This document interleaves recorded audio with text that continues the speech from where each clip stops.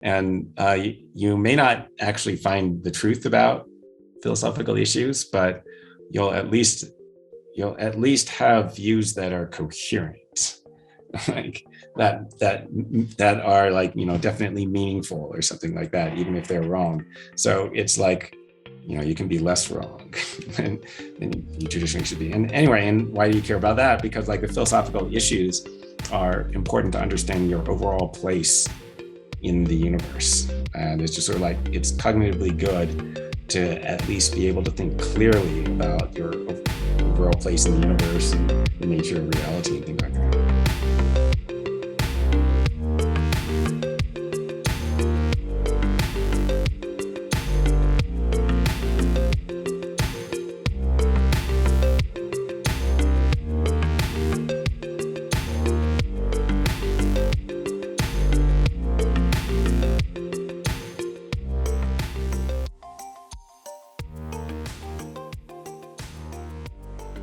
Welcome everyone to today's interview, where I'm very pleased to welcome Professor Michael Huemer.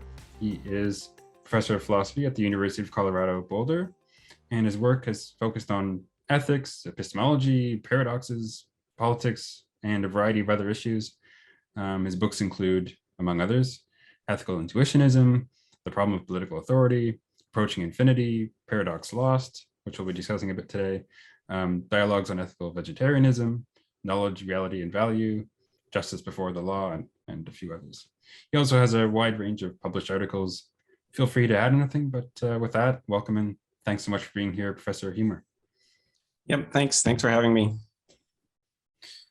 Awesome. So as I said, kind of in passing out, most of what I'm going to be covering today is stuff you discuss in that book, Paradox Lost, where you look at a few different well-known paradoxes in philosophy and offer your resolutions to them. And the one I want to look at first is the liar paradox, which is probably one of the most famous, if not the most famous, paradox in philosophy. There's sentences like, this statement is false, or you can also have variations of that or pairs of sentences and so on that seem to generate the same problem, which is that it can't be true, because if it's true, then it's false, and it can't be false, and because it's false, then it's true. And we seem to commit to some contradiction if we assess it in that way. And broadly speaking, I take your approach to this to say something like, that statement, or when we assert it, or something like that, attempts to express a proposition, but the sort of proposition it attempts to express is one which is true if and only if it's false, and there is no such proposition, and so it fails to express a proposition. Is that, roughly speaking, the broad strokes approach that you would take there? And maybe you can talk more about that. That's right. Yeah, I mean, the paradox arises because it seems like you can just derive a contradiction just by following the rules of English, right, applied to this sentence. Okay, but what you should conclude from that is that the rules of English are inconsistent, right? Now, there are other people who have solutions in this vicinity who claim that there's an inconsistency in the language. Usually what people say is the concept of truth is inconsistent or something like this. And that's not exactly what I'm saying. Like, I don't find something wrong with the concept of truth per se. There's something wrong with the rules of the language specifically. It's more like an inconsistency in inconsistent imperatives, like when somebody directs you to do something that can't be done, logically can't be done.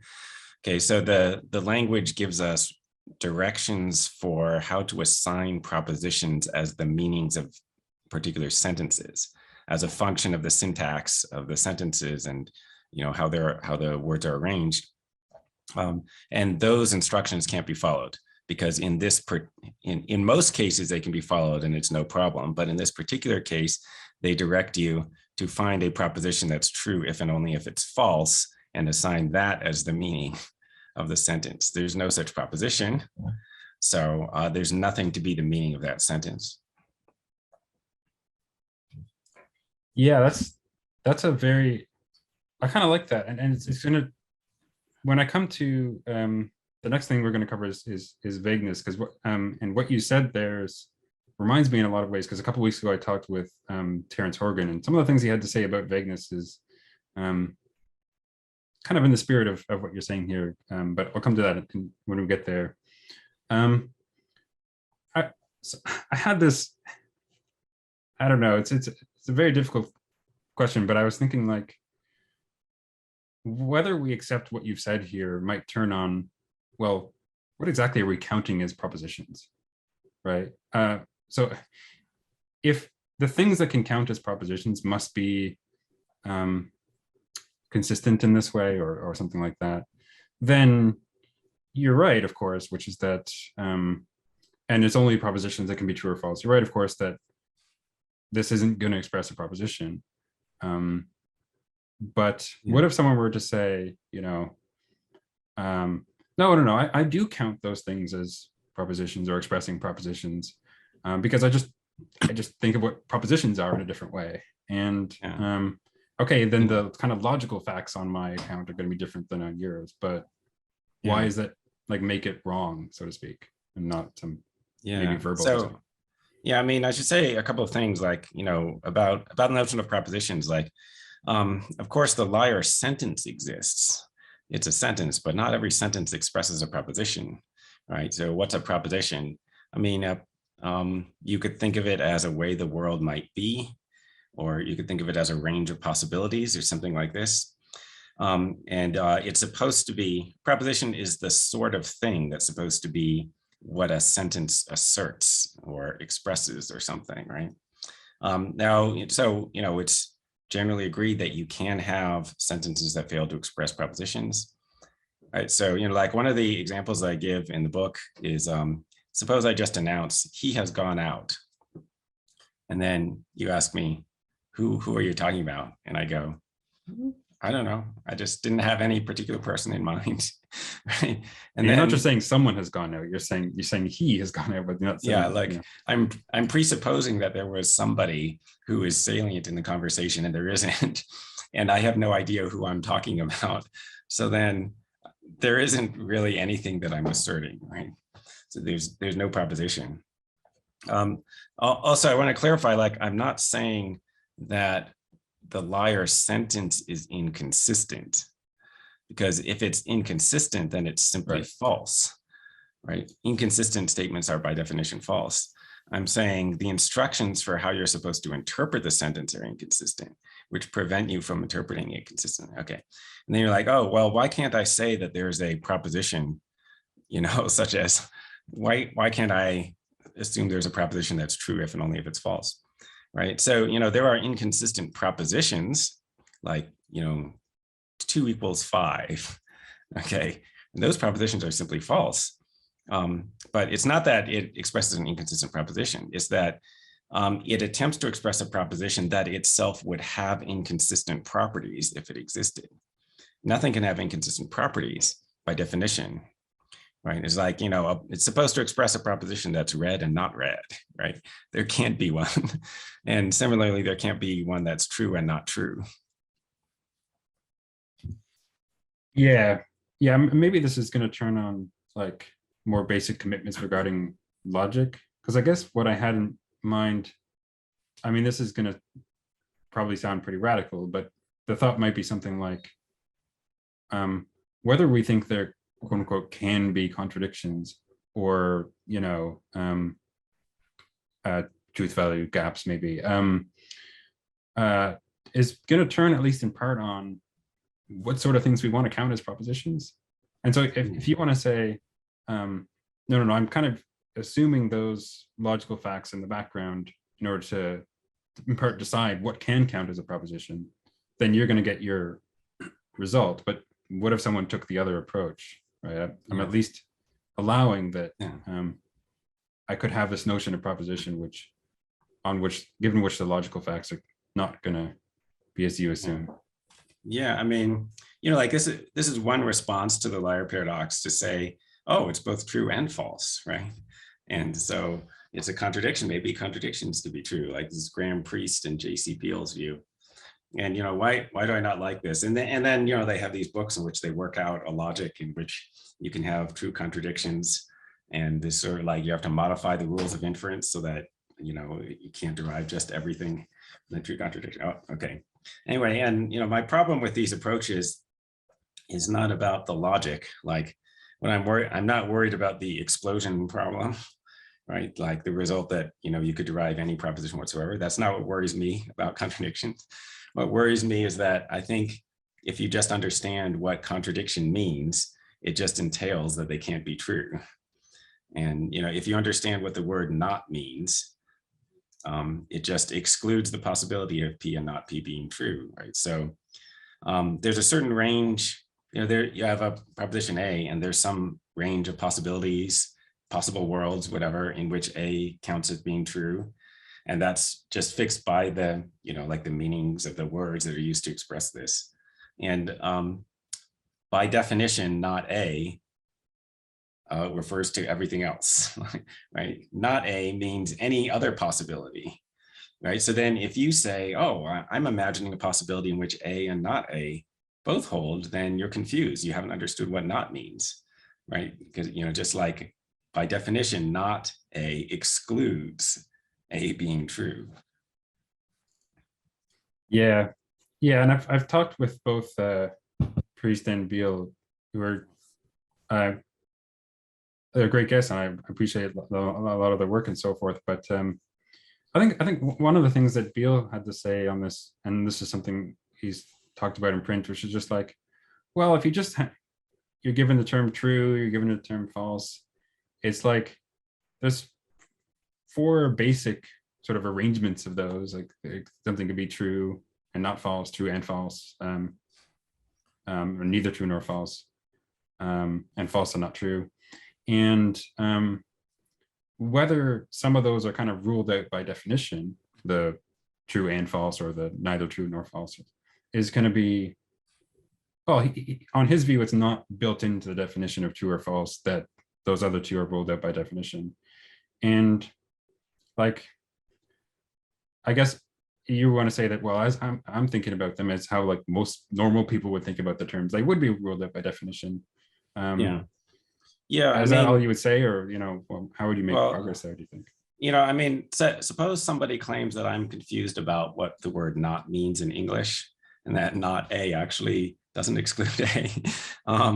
There'd be no point in this, because as long as you can understand what I'm saying, you can just stipulate a connective that works the way I claim the word not works, right? If you understand what I mean by not, it doesn't matter if that's the conventional English use of the word, right? So you just stipulate a new connective, which in the book I propose to be called not with an exclamation point after it, right? And then you can have the strengthened liar sentence, which is this sentence is not exclamation mark true, right? And then you just get the same problem. So what they would have to say, and what they in fact say, is that that's not even a legitimate concept. Like there's no way of expressing the thing that I tried to express, like there is no concept of all the other alternatives besides the A alternatives, right?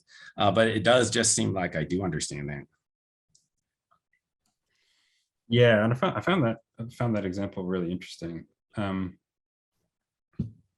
don't know how much I want to stick around on this, because it's a difficult point, because like they could grant to you that you're using the word not in this way, that you, not the not exclamation mark, but just that, I mean, maybe that's what it's meant to express, I don't know.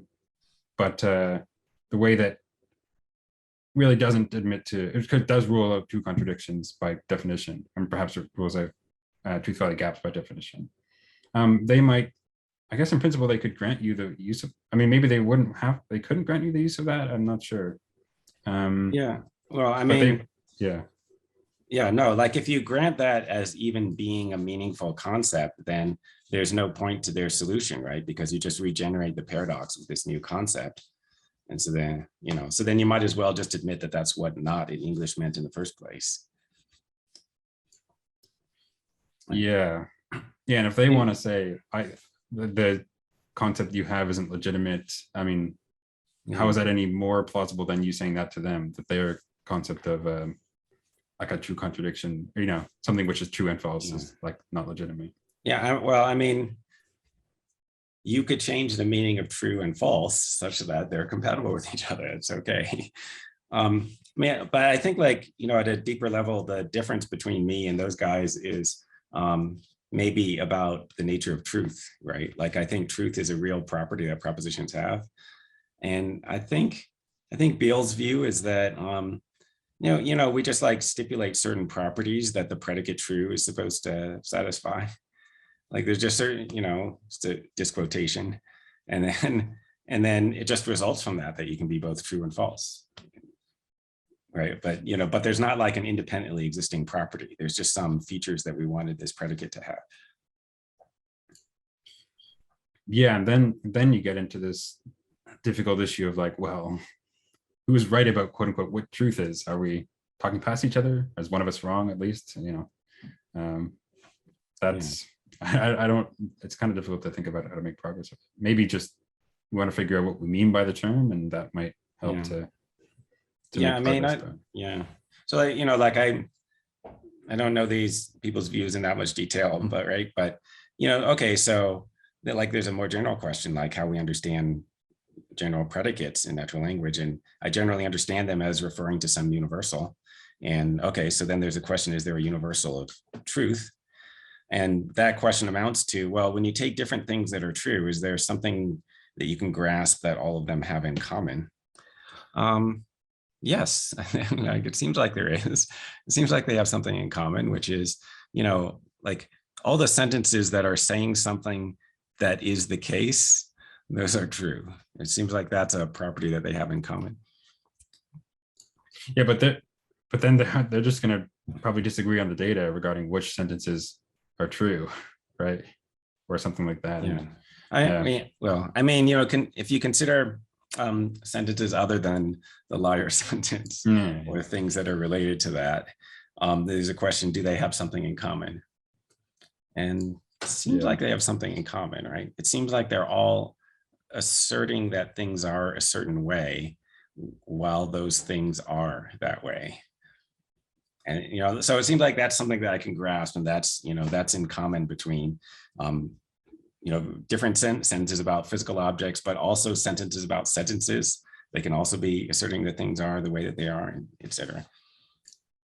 Yeah, but on their views, I mean, they're like, if you look at priests especially, like they're going to start talking about all sorts of other contradictions that arise when talking about, I don't know, like non-existent objects, nothingness, whatever. He has a variety of things that he think are dialethic. And if you want to say, okay, take all the other things, maybe we're going to agree that those all share this property. And so that we can kind of induce from that this general feature about truth or true things. Well, he's going to say, but you're ignoring these other things, how do you, I don't know, you know what I mean? It's kind of difficult. Yeah. And like, I mean, like we could talk about different examples, like, how are statements about a fictional world true, right? Because there's nothing for them to correspond to or something, right? And then, and then I go, well, they actually, those statements have an implicit modifier that says according to the story, right? So, like Jar Jar Binks is a Sith Lord really means, according to the Star Wars stories, Jar Jar Binks is a Sith Lord, right? Which I take it is not true. But. Well, no, there's a debate about that. I guess I don't know if how deep we want to get into this, because I want to turn to vagueness in a second, but I think some of them, I forget if it was Priest or someone else who said something like, but we seem to be able to make statements like that are sort of mixed, like, like Mickey Mouse is more famous than, the current governor of Mississippi. But how do you make sense of that? You can't just say according to the story, because you know what I mean? So right, because the story could include the governor being more famous than Mickey Mouse, but it could be that in fact Mickey Mouse is more famous. I mean, so I mean, this is this might sound unsatisfying because it's ad hoc, right? Because I would interpret that along the lines of, well, like more people know the Mickey Mouse story than know who the governor of Mississippi is, or know something about Mickey Mouse. Yeah. Yeah, I might want to say that there's like, the statement might be ambiguous between two different statements, one involving sort of like what's going on in the story, whether there is in fact a governor of Mississippi in the story and they're less famous than Mickey Mouse in that story, or whether we're talking about, you know, the story itself, which is something that exists in the real world, so to speak, and whether, I don't know, it's kind of difficult how to put it exactly, but no, that's you know, right. something like so, that. Yeah. You know, consider Lord Voldemort is more powerful than President Biden. Right. In the story he is, but in real life not. And suppose that Biden doesn't exist in the story. Like, what are you going to say then? Yeah. Oh, right, I think a lot of them want to say that that's still true in some sense. Right, yeah. So the degree of power that Voldemort has in the story is greater than the degree of power that Biden has in the actual world. Right, yeah. But I mean, you know, this is annoying because, like, you know, for different sentences, I have to give interpretation specifically for that. I can't give you the rule for it that applies to all sentences. Yeah, because that's not like unmotivated, because we might be saying a variety of different things involving these stories and so on and real life, and what sort of and I think probably a lot of the time you might want to say that it's just not even clear what we're committing to. Is sort of what we say kind of underdetermines maybe what exactly is being expressed propositionally or something like that. So that might be a problem as well. Yeah. All right. So yeah, I did want to turn to vagueness. So I don't know if it's worth introducing the problem or the Soriety sequences and so forth to the audience, but well, I'll just do it briefly. So like the thought is that we want to be able to say that a person with no hair, for example, is bald. And generally speaking, if someone's bald, then if they have one more hair, then they're still bald. That doesn't make them non-bald. But if you're given those two facts, you can sort of infer that a person with 1 million hairs is also bald, because you could say, oh, well, fun, they have one hair, they're still bald if they have two, and so on. But that presumably is false, and so the problem of vagueness is to, but also everyone has a full head of hair, because at least anyone. Anyway, if you start from the other direction, you start from the hairy person and take away one hair, and you get that everyone is hairy.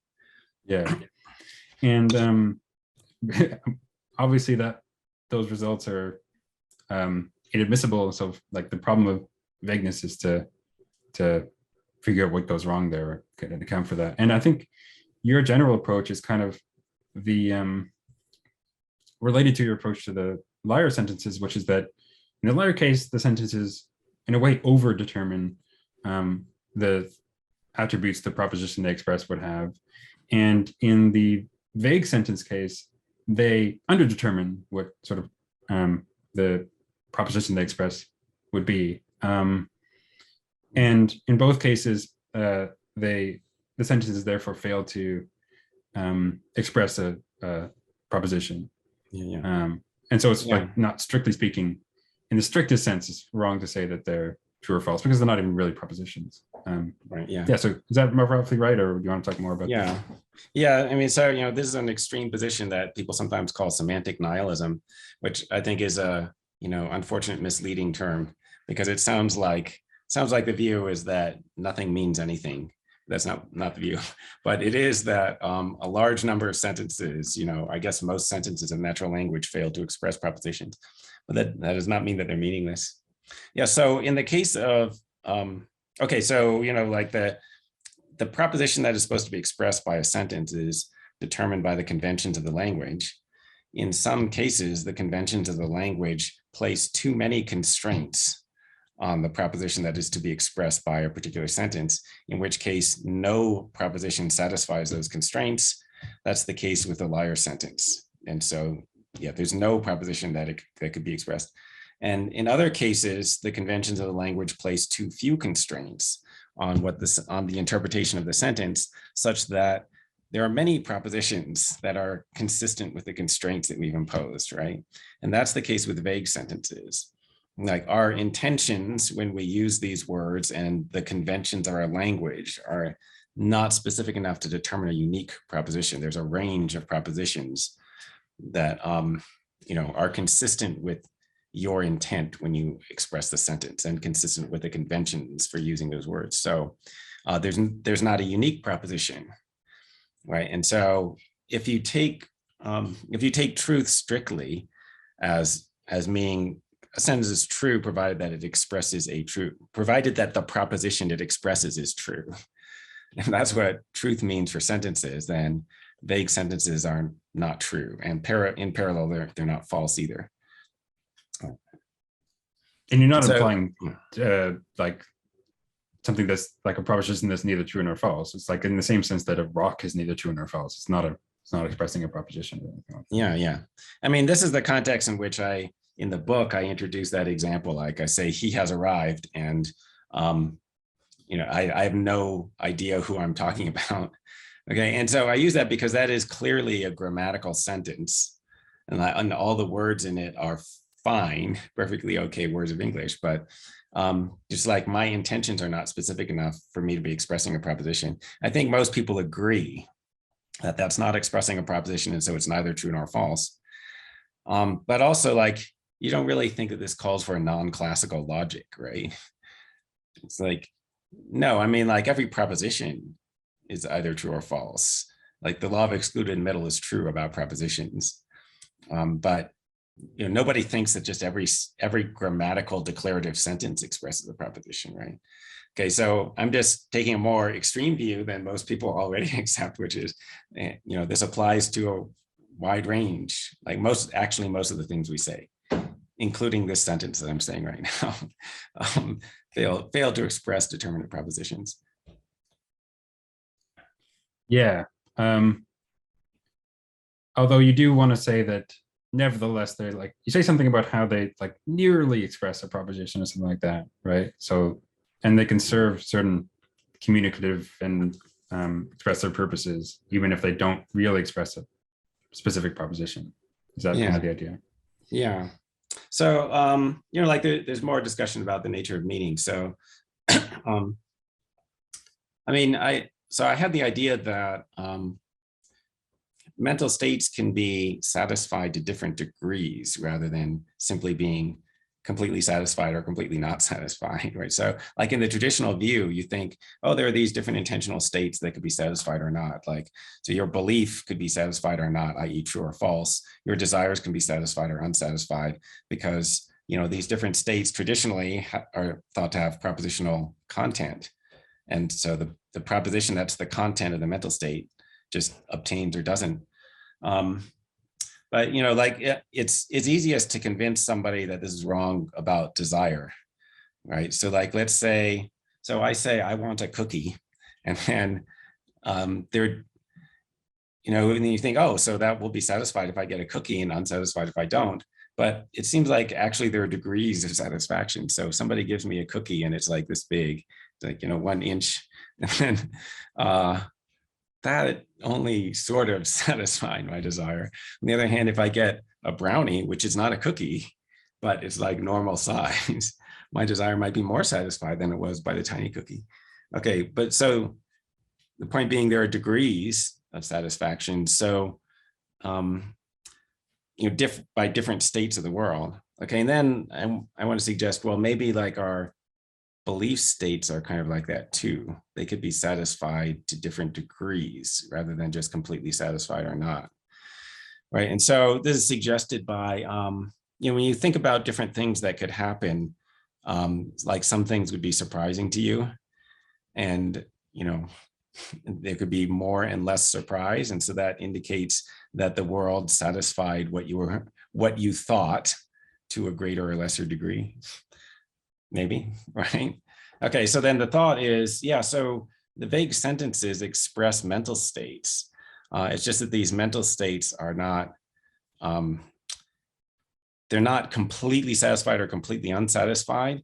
So to express a specific proposition, there would have to be a range of possibilities that completely satisfy the belief, and then another range, and then the rest of the possibilities would have to completely not satisfy it. Right? And then it would express a proposition. The proposition would be that specific range that completely satisfy it. Right? But if your belief state is satisfied to different degrees, then there's not a specific proposition, right? Because the different propositions will satisfy to different degrees. Right. Yeah, very good. And one of the things you talked about at the beginning was that in the case where it's vague, you want to say that the intentions that we have do not fix like a single proposition that we're expressing or something like that. But in many cases, though, whether we're expressing a specific proposition might depend on more than our intentions, right? I mean, consider the case where someone says, the sentence I said yesterday is false. Well, are you going to say that depending on what they said yesterday, if they did say anything, that what I said now might express a proposition or might not? Because if what I said yesterday, it was something like what I will say tomorrow is true or something like that, then are you going to say that what I said in both occasions didn't express a proposition, even though my sort of intentions were compatible with it expressing a proposition, if that makes sense? Yeah. No, yeah, I think that's what we have to say. Yeah. So if you say something that refers to another intentional object, another representational object, then I think you have to say that whether you expressed a proposition depends on facts about that other object. Right? Because otherwise we're going to be able to get into these, liar-like cycles. Yeah, or the Yablo-esque hierarchy or something of liars, something like that. Yeah, that's interesting, and I guess I'm not sure if something like the same as that could be said in the case of vagueness, but yeah. So I did want to mention, as I said when talking about the liar stuff, that I recently talked with Terence Horgan, and his view on this is roughly that we can talk about truth in this more like robust correspondence sense, and vague sentences will fail to count as true in that sense, typically speaking anyway. But we also can and often do maybe talk about truth with respect to something less robust than that, maybe something that involves has to do with a correct application of vague predicates given a set of norms, right? So the correct application of those. We have certain norms for applying predicates and stuff like that. And when we apply those predicates or make sentences involving them, we can abide by or not abide by those norms, and we can say it's true or false in that respect. But on his view, those kind of rules that we have are inconsistent, and don't, the sentences we might make involving them don't necessarily express something true in the robust sense, but might in this other sense. I don't know if that was the best explanation, but is that something you would? No. So like suppose there are cases where you can evaluate the truth value of a sentence just by like some general rules of the language without having to look at the objects in the world. It can still be true that these rules that we have don't determine whether certain sentences count as true or false. And so, I mean, I guess that isn't really my view, because I think I think truth is the property of corresponding to reality or something like that. So, if you have a sentence that doesn't refer to anything, so like it doesn't describe a range of possible ways the world could be, then I want to say, well, it's not exactly meaningful, right? It's sort of like that sentence shouldn't be in the domain of discourse for logic and whatever.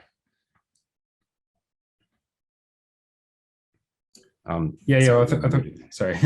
I think it's the details are a little bit difficult. I'm not sure I fully understand it, but it's not supposed to be just that we have this maybe like semantic rules for which sort of sentences we can correctly say in some sense, but there's some connection they're supposed to have with the world, but it's not the stronger sense of the connection that we think would obtain between like determinate propositions and states of affairs in some correspondence way. But what exactly that connection is a bit difficult. Yeah. But yeah. No. So I would probably have to study that more to have useful things to say about it. Yeah. Okay. Fair enough. All right. I did want to turn now to one of my favorites and one that we're going to disagree on, which is Newcomb's problem. So wow, are you a one boxer? I'm a pretty diehard one boxer. Viewers of the no, right. I've had a couple people on before to talk about this. I've had Arif Ahmed, and he's a one boxer, and JD Mutugallo, who's a two boxer, and I recently did a video with Kane B where we talk about this for like 3 hours. I don't know, but if for people who aren't familiar, the basic idea is you enter a room where there's two boxes before you. One of them is opaque, and you don't know what's in it, but you know that it either contains nothing, $0 or $1 million, and there's a second box that's transparent. You know what's in it. It's $1,000. And you're given the choice, take either only the opaque box, you keep the contents of that box, whatever it is, or you take both of the boxes, the opaque box and the transparent box, and you keep the contents of both of those, whatever they are. And there's an additional stipulation, which is that prior to this, say the day before or the year before or whatever, doesn't matter, a very reliable predictor made a prediction regarding what choice you would make. And if it predicted you take only the opaque box, it put $1 million in there. And if it predicted you take both, it put nothing in the opaque box. And we can suppose it's like 95% reliable in those predictions. And then the question is, should you take one or both?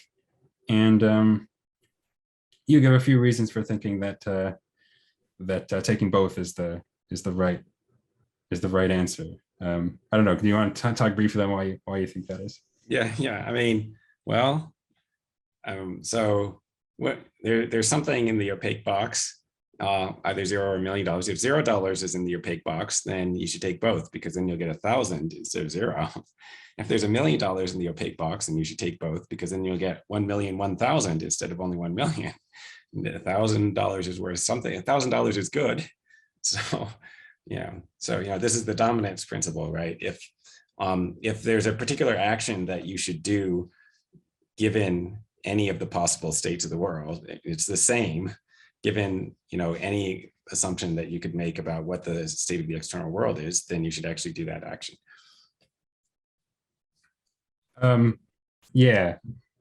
one of those is, this kind of relates to a version of the problem, which is like, what if you could know what's in it's not the same problem obviously, but what if you knew what's in the boxes?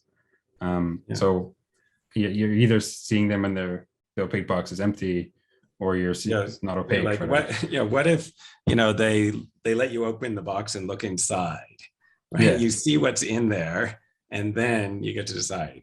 You're still going to take the no. In that case, I'm definitely taking both.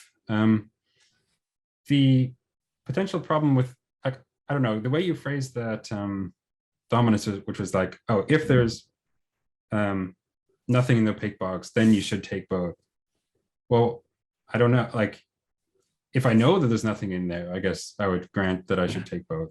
But I don't think whether I should take it depends on what's actually in the box. Well, I mean, if you know what's in there, then you take both, regardless of what it turns out to be. Right. But so now you don't need to know what's in there, because you know what you would do if you did know. right?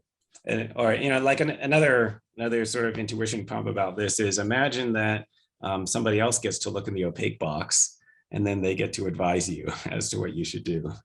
Right. Okay. So this is the person who knows everything about the scenario, and what's he going to advise you to do? He's going to look in the opaque box. He's going to see either $1 million or $0, and then he's going to advise you to take both boxes, because then you'll get 1,000 more. Right. Now, in the original problem, there isn't such an advisor, but since you already know what such an advisor would tell you to do, you should do that. Yeah. So that's the like Schlesinger well-wishing friend or whatever. And I mean, I guess I agree with the details of what the friend would recommend, although actually in the limit case where it's 100%, I mean, we may talk about the perfect case. I don't think they would recommend that, or at least they would see no benefit in recommending that, but because they already know what you're going to do and so on. But I guess I don't accept the normative connection between what they would recommend and what I should do. Like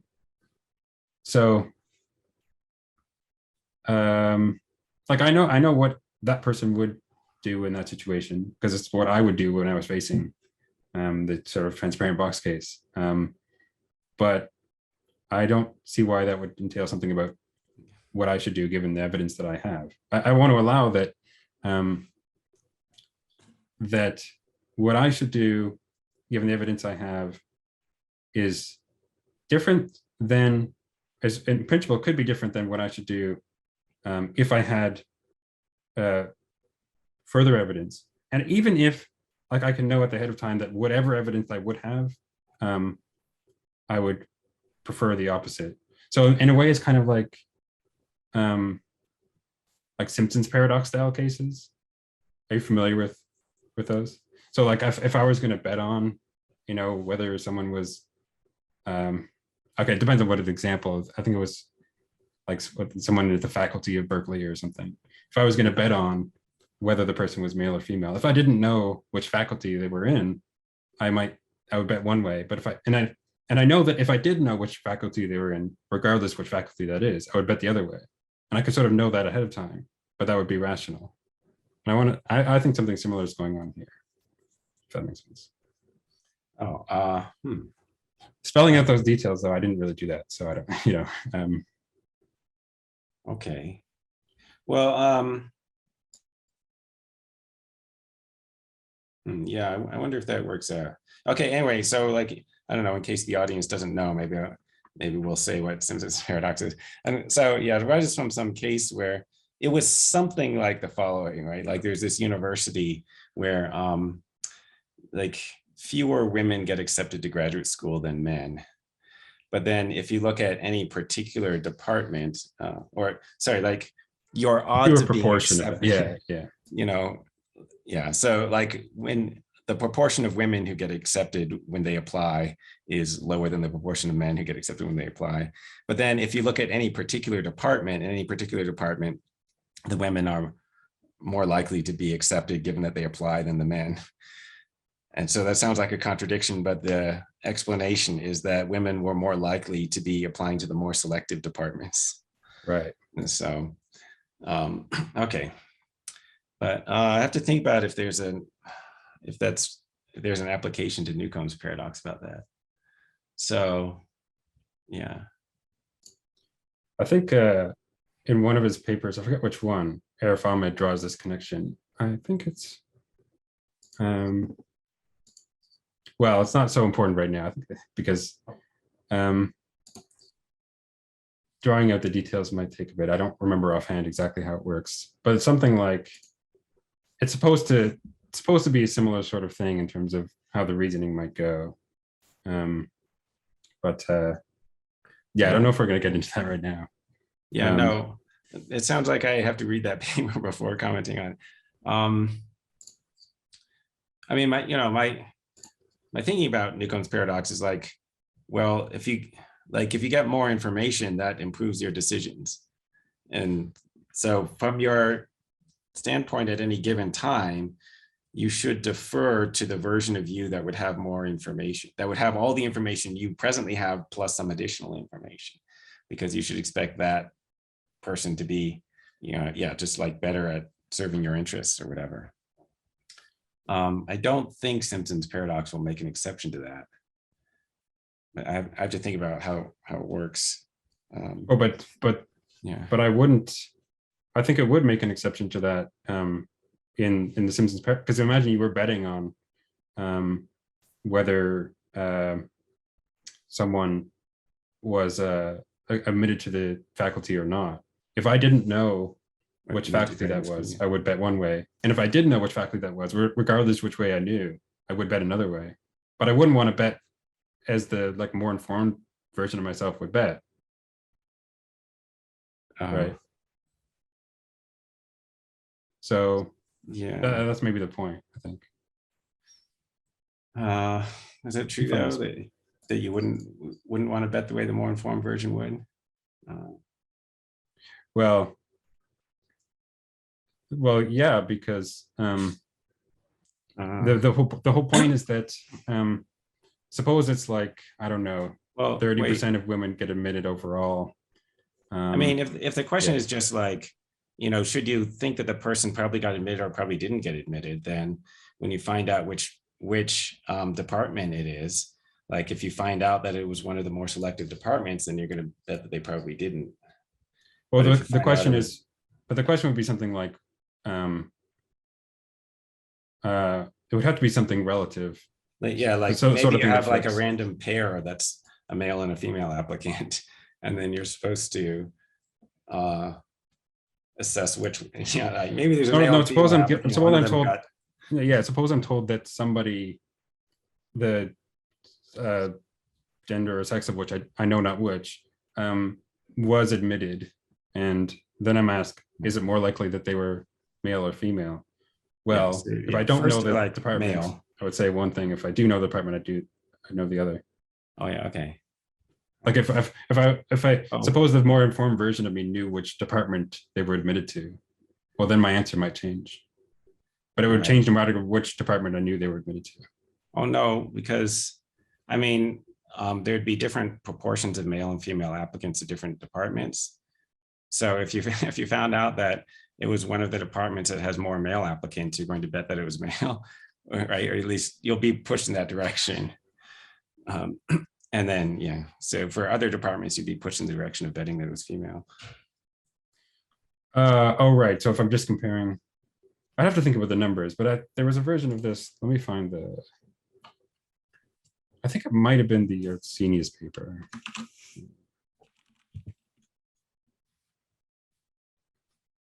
Yeah, the Arsenius paper on why and too rich, whatever.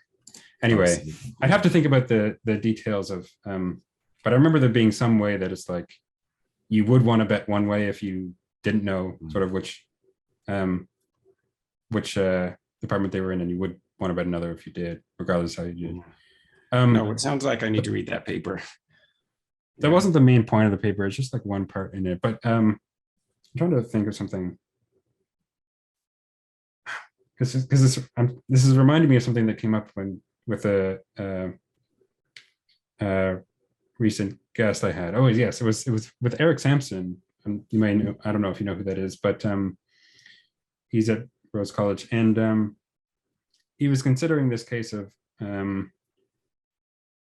it's not to do with decision theory specifically, but it's like, should you, I mean, maybe it's sort of decision theory, should you, in deliberation, should you consider, like, is what you should do what a sort of like idealized version of yourself would do, or something like that? It seems like there's problems for that, because like one thing the idealized version of you wouldn't want to do is like, I don't know, like try to find out more of the facts because they already have all the facts, or they wouldn't want to. And then the question is, okay, but what would they recommend to you? Well, that becomes a little bit tricky, you know. Like you could have cases in which you want to take some precaution against your own mistakes, right? I'm going to do something in case I make a mistake later. The idealized version of you wouldn't do that because he knows he won't make a mistake. Right. But sort of like if we restrict the principle, like you should do what the idealized version of you would do, maybe we restrict it to cases where only one decision of yours is involved, or like you're not, you're not planning for other actions by you at other times, then maybe it's correct. Yeah. I mean, we kind of discussed it a little bit. There might be some modified version of this that has some plausibility. I'm not so sure though. That what I should do, I was like, and even in a single case, depends on like, or varies with what someone more knowledgeable than me has would do or would want to do or be motivated to do or would be rational for them to do even perhaps. But it gets kind of tricky. I did want to just briefly on Newcomb's talk about, there's two things I want to get to. One is this like potential argument for one boxing, and the other is the infallible case. So on the one complaint you have about one boxing is that it seems to be concerned with like generating evidence or maybe even causing the belief or something like that you'll have riches. Yeah. But not with causing you to have riches. And what you want out of decision theory is something concerned with causing you to have riches, not just producing evidence or producing beliefs of it.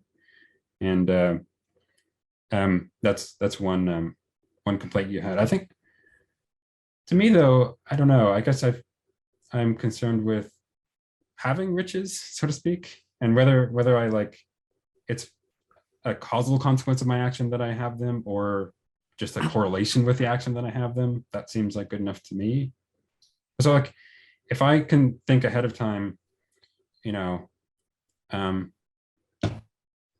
action A is likely to, if I take action A, likely I will have riches. If I take action B, likely I will not have riches. I want to take the action that's likely going to result in the riches. The resulting there is not necessarily some causal thing because I'm not causing myself to have riches. But that's the state that it like obtains, so to speak. You know what I mean? Result really sounds causal.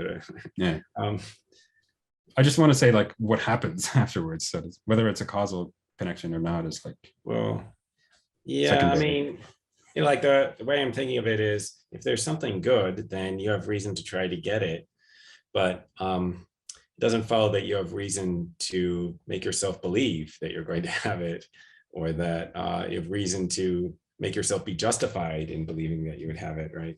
Because it's the actual thing, it's the money itself that's valuable. It's not the belief or the justification for belief that's valuable, right? And if you interpret the probabilities evidentially, so to speak, then it's like you're valuing having justification for believing that you get the goal, right?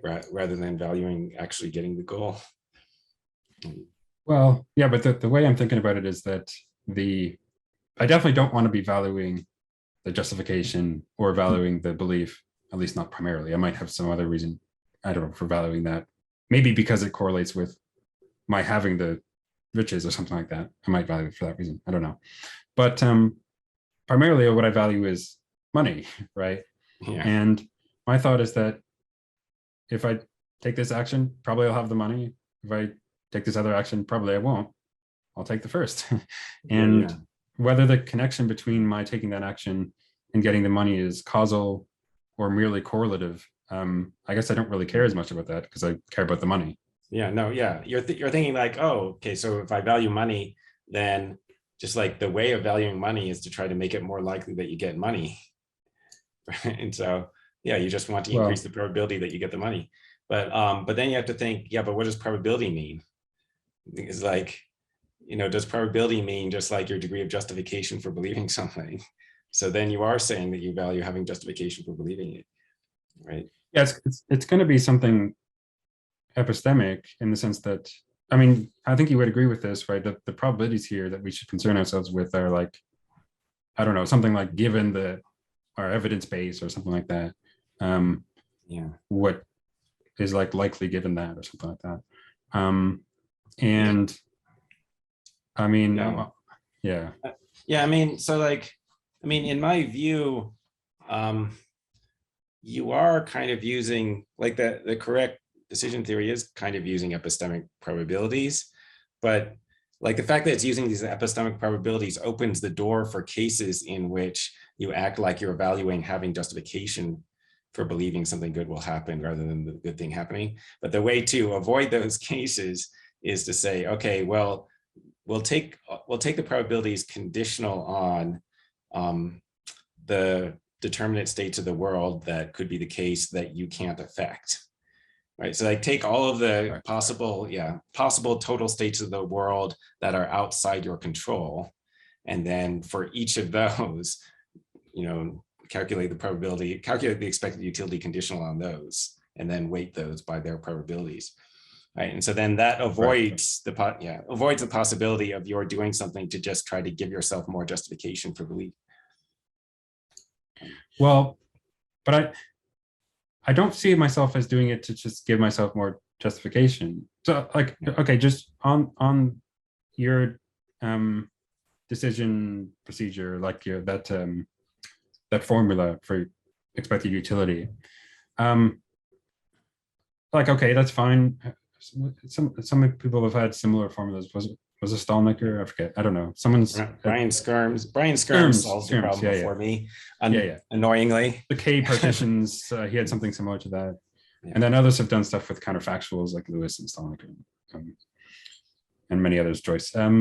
Anyway, my thought is that I guess broadly I'm okay with that, but it's like, to me, the partitioning it out based on the states not causally affectable by us is sort of unmotivated. I would want to partition it out if I'm going to by the states which are like probabilistically independent of my action.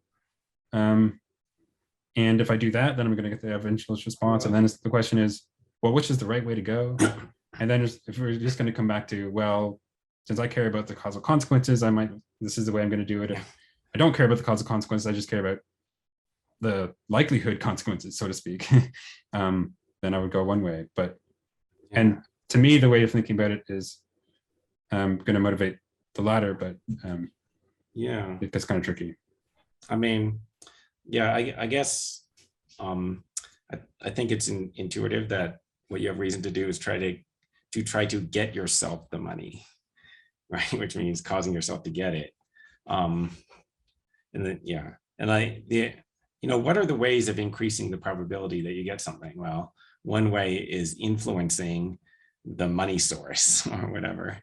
And the only other way of influencing the likelihood that you get money is, like giving yourself evidence, I guess, right? I would just want to say, taking the action which is more strongly like correlated with or predicts in some way the money. And if you want to say that that's not what we should be concerned with, rationally speaking, well, then that's where the disagreement comes in. And then it's like, I want to think, can we sort of reduce our like aims of rationality to something more basic that we agree on, such that we can maybe resolve that? And like in thinking about that, I'm not so sure, but because if someone just says, I just care about getting causally the most money, then I don't think I'm going to be able to. And if that's what they're tying their notion of rationality to, there's not going to be some common ground, I think, between me and that person.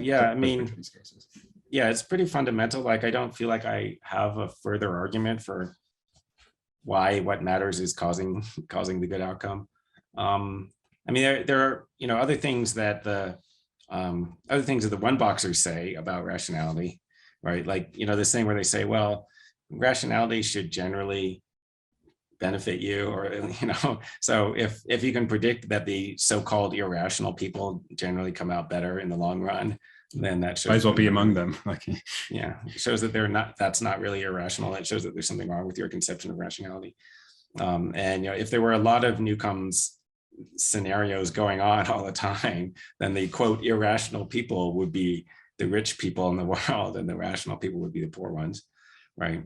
But then I'm going to say, well, I don't accept this conception of rationality as a universal necessary truth.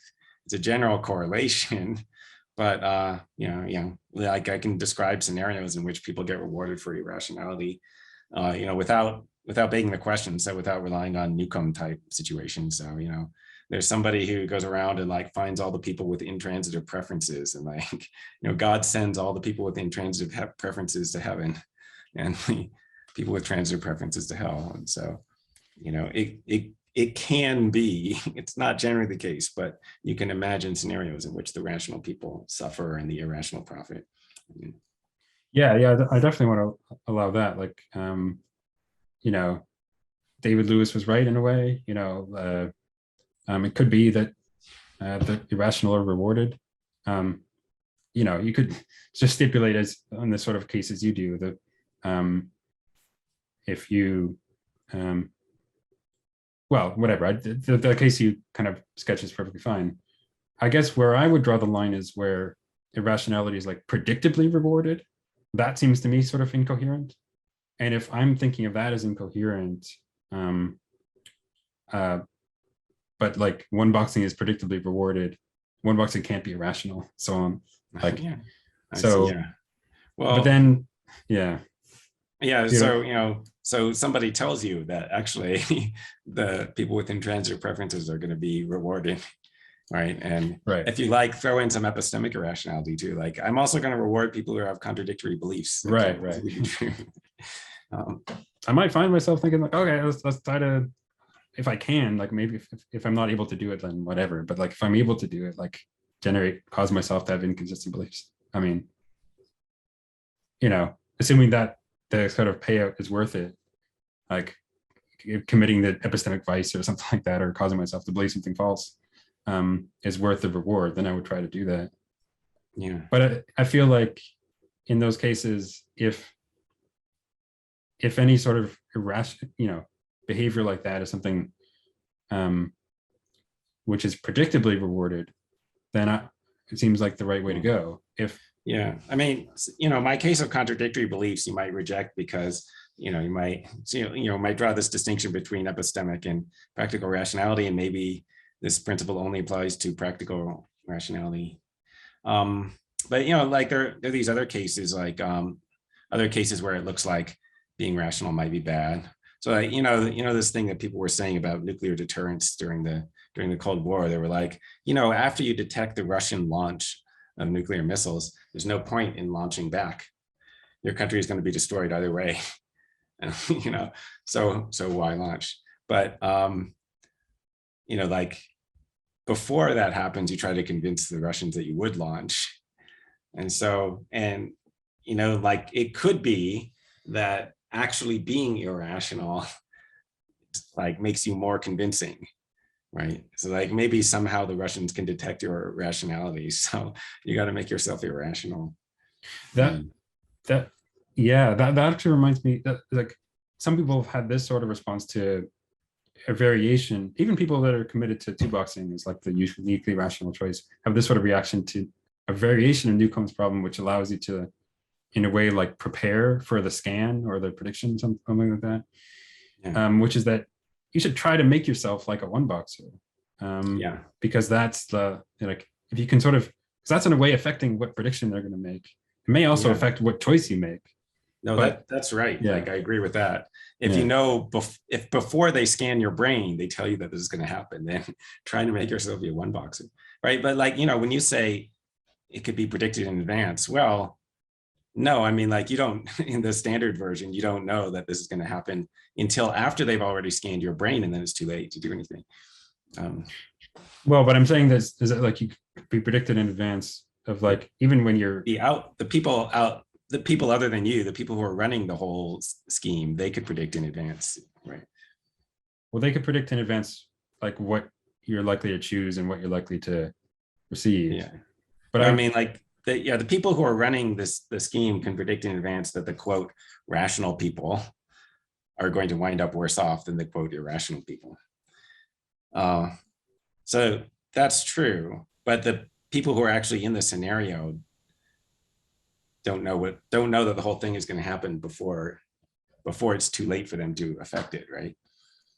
Yeah. But I guess the point, what I'm saying, predictable is still applicable to the person in the room, but when I've had this sort of conversation with people, it ends up turning into a discussion about like counterfactuals and stuff. So, and that obviously there's a big dispute. Oh, like backtracking or whatever. So maybe me just saying one boxing is like predictably better than two boxing. Well, how are we assessing that is a bit tricky. Even, and I want to say that's something that is true of the person like in the room. At the very least, they can say something like here's maybe one way to put it that shouldn't be so controversial. I think the person in the room is reasonable in believing something like this. If I one box, probably I'll get $1 million, or and if I two box, probably I'll get $1,000. And well, that's, I can sort of like predict that one boxing will be there. If they now one box, they'll be rewarded with riches, and if they now two box, they won't be. Of course, you might want to say that, well, the facts are a certain way, like either the million's there or there isn't. And so in some objective sense, like, it's not possible that they get, there's two values that it's not possible that they'll get, be it the 0 or 1,000, or be it the,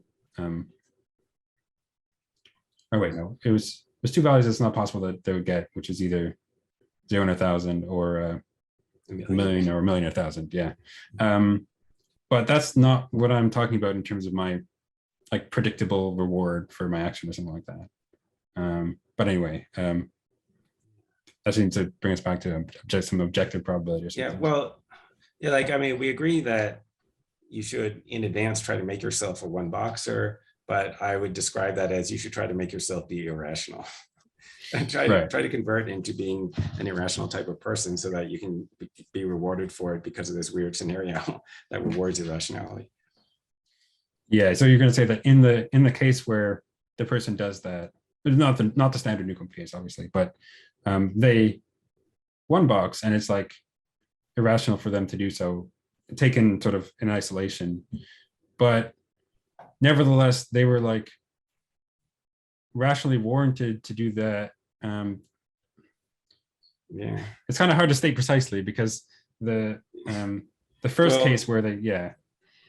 So I mean, like if this was going on a lot, then this is what you should do. You should sign a contract with a friend of yours that says that if you're ever in a Newcomb situation and you pick two boxes, then you will pay him at least $1,000. So, or right. Yeah, you'll pay him $2,000. So now you've got no reason to take the two. Well, then actually, by the two boxes lights, actually one boxing is like superior. Yeah. And so having signed that, when the machine scans your brain, it will see that you would definitely take one box. So then it's rational to sign the contract. It's also rational to take the one box after you do this. Okay. Yeah, then you might try to. Yeah, but then they're not going to say. But you're going to say but you just move the irrationality somewhere else. It wasn't rational to make that agreement or something like that. It's rational to make the agreement because that causes the machine to scan your brain and detect your knowledge that you've made that agreement. That's interesting. Yeah. You're going to naturally want to try to modify the scenario so that somehow you're not allowed to make any such contracts. So then, you try, like what you should do is like try to get yourself into a state of mind such that you would take only one box. However, that being said, after you're told that your brain has already been scanned, now you have no reason to follow through on what you tried to commit yourself to do. Right. Okay, I did want to talk about the perfect predictor case before moving on to something else, because I know there was a few more I want to get to. I find this one really interesting. So that's right. We might not get to everything now. Yeah. So in the perfect predictor case, there's a couple of things you say. One is that it seems like in that case, either it's going to be a sort of there's going to be some sort of determinism, in which case it's not really a genuine decision problem. You don't really have a choice in some sense, and there's choice relevant to it being a decision problem, or it's going to involve backwards causation, which regardless whether we think you can have that, one, it violates the details of the problem because that was kind of ruled out, although I don't think you say that specifically, but two, more importantly, then the two-boxer reasoning wouldn't apply because you can cause the desired, prediction and so on. So, sorry, I'm not sure if all your listeners know what we're talking about here. Perfect predictor case, you assume that the predictor actually is 100% reliable. So if you take the one box, there's 100% probability that you get the million. And then most people's intuition is, oh, in that case, you should take one box. However, note that the dominance reasoning still applies, right? Because, okay, there's either a million or zero in the opaque box. And so, you'll either get 1,001,000 instead of only a million, or you'll get 1,000 instead of zero. So like, it's still the dominant choice, right? Yeah. Right. And so my response to this is, well, like, how do we imagine the thing being 100% reliable? Like, if you have free will, that seems like that might rule out the predictor being 100% reliable. One possibility is that it has backwards causation. Like, it has the ability to see the future literally, such that the future state causes its prediction. And then in that case, I think you should take one box, because that can cause you to get the money. Or the other possibility is like, no, the future is predetermined. And then I think that's incompatible with free will. And then if you don't have free will, then I think there are no facts about what you should or should not do. And so, so it's neither true that you should take one box nor that you should take both. Right. Although I think you say also in passing that, like, well, even if there were some other option, like some account of how they could be 100% reliable that didn't violate free will and didn't require backward causation, you would still think two boxing is right there. Although you don't think, as a matter of fact, that there is another option. Is that right? Or I guess, yeah. Yeah. I mean, yeah. I don't know if I want to get into a conversation about the connection between free will, I mean, in particular, like libertarian free will and like rational choice. I guess I would say, to me, broadly, I might still deliberate and use as a guide to my deliberation some decision procedure, even if I'm determined and I believe that determinism is true. So regardless whether we talk about it being, I don't know, genuinely normative or a free choice in some robust sense, we might still ask like some of these decision theoretic questions. So I don't, Well, what do you I mean, there's that? a question like, which choice follows our accepted procedures that we call rational choice? But I mean, I think if you take the normativity out, then you've just subtracted the paradox. Because then it's just like a question of psychology. What rules do we in fact use? Well, who cares? Like, so, I mean, that's not what anybody who's having this debate is worried about, right? So like, like the one boxers, if they find out that most human beings follow procedures such that they two box, they wouldn't think that means they're wrong. Yeah, well, I guess, I don't know if we would call this normative though, because I could say, if I'm going to tie rationality to some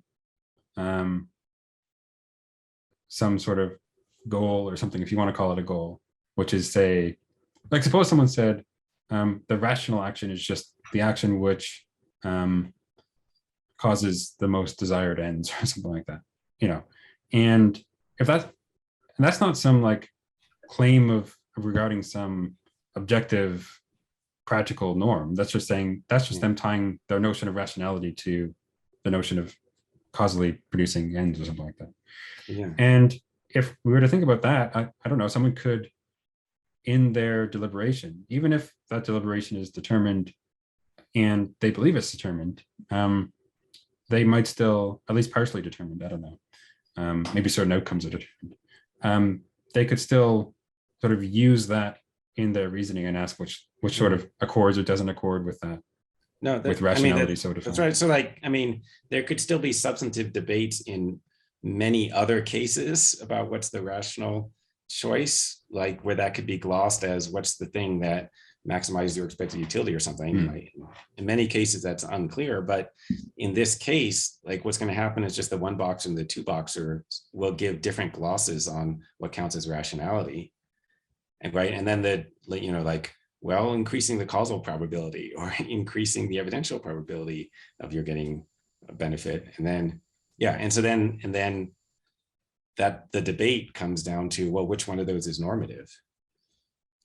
Like which one of those which one of those do we care about, or something like that? Which one of those are we tying rationality to, or something like that? But that's, yeah, I mean, this is where the disagreement, because in the original case, like, this is how I think about it anyway. So because I'm not committed to there being these sort of objective norms of rationality, right, or something like that, and or at least if there are such objective norms, that's not what I'm trying to figure out in my and thinking about decision theory. I'm just thinking about the things I care about, and then trying to figure out sort of heuristics or rules for maximizing those, or something like that. And I think decision theory is meant to be a model of that.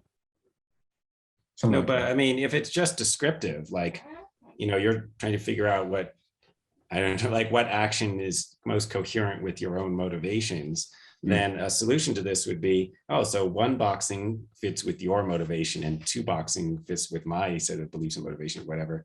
And then I agree with that story, and then we don't have to have an argument. I agree with that. Although I think that in many cases, the motivations that people have might not be so clear, or may even be kind of inconsistent. They may be certainly motivated one way, but also certain considerations motivate them another way. And like, you can sort of pump people's intuitions or cause them to have some motivations or others. And but I kind of, as I said earlier, which is that I'm kind of open to the idea that, like, if I'm just tying my notion of rationality to something different than what the two-boxer is, then there may not be some fundamental dispute. It's just that we care about different things. And when I say rationality,